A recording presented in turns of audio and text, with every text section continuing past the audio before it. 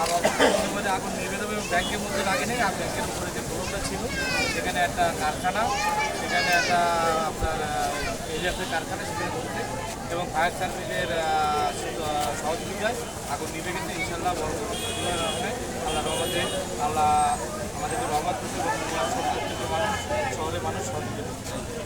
আমরা যোগাযোগ করতেছিলাম, আমাদের এখানে রয়েছে এই আগুনের আমাদের শরীরে কোনো ধরনের সমস্যা হওয়ার সম্ভাবনা রয়েছে।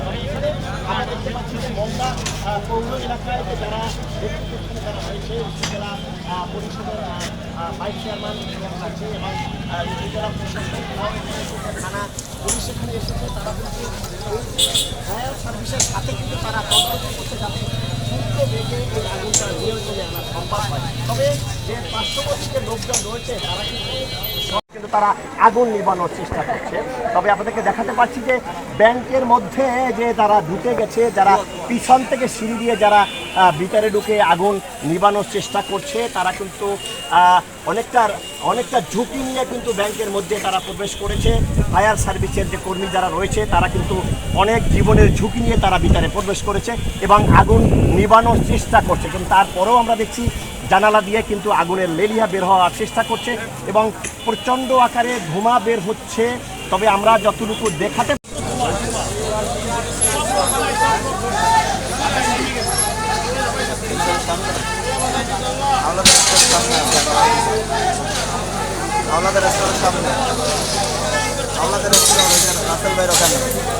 বলে আমাদেরকে স্থানীয় যারা রয়েছে তারা জানিয়েছে।